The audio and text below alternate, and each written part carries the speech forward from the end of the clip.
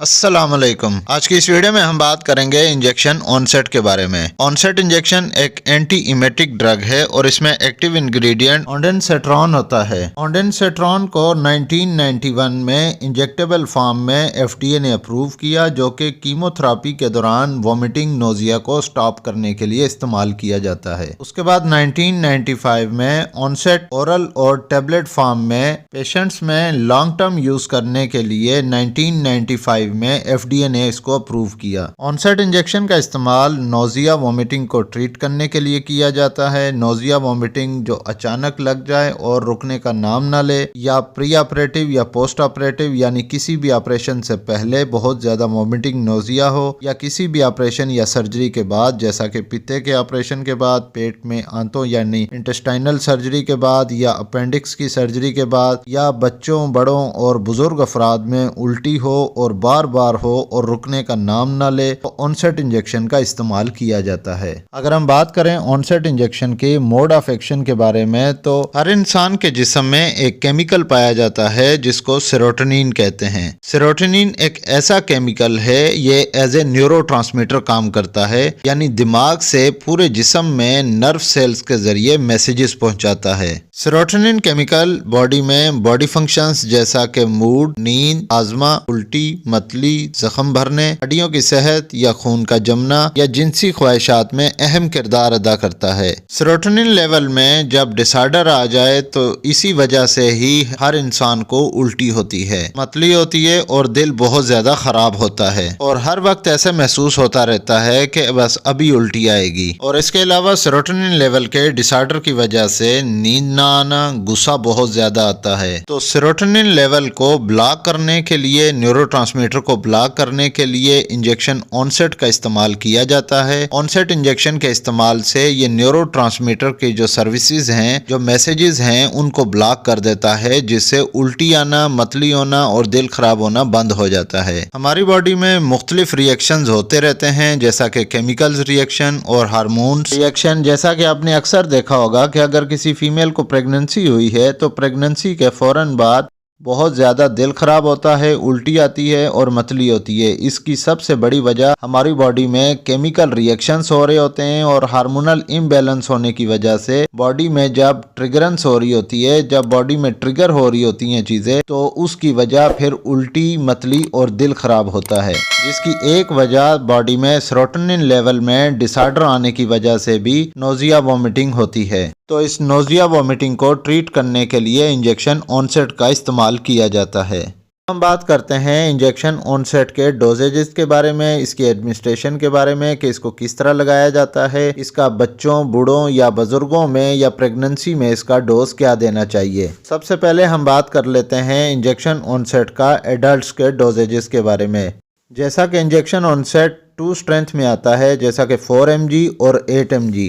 4 mg کا ایمپیول 2 ml کا ہوتا ہے اور 8 mg کا ایمپیول 4 ml کا ہوتا ہے، یعنی آنسیٹ انجیکشن 2 mg پر ml ہوتا ہے۔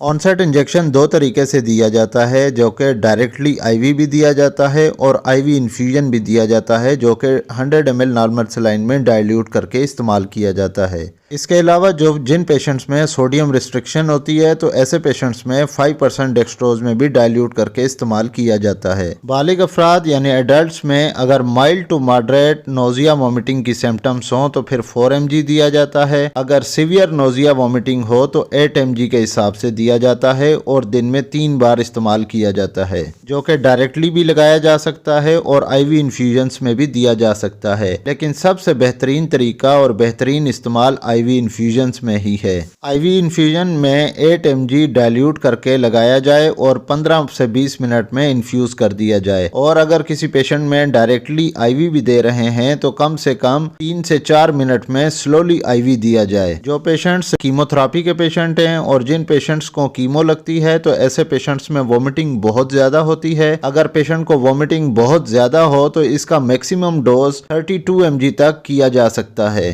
یعنی 8 mg کا انجیکشن دن میں 4 بار تک بھی کیمو پیشنٹس میں استعمال کیا جاتا ہے۔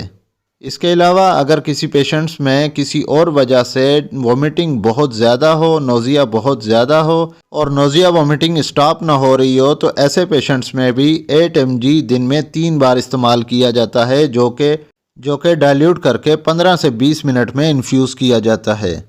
अब हम बात करते हैं इंजेक्शन ऑनसेट का इस्तेमाल बच्चों में, कि बच्चों में इंजेक्शन ऑनसेट का इस्तेमाल किस तरह किया जाता है और बच्चों में इसका डोज क्या दिया जाता है।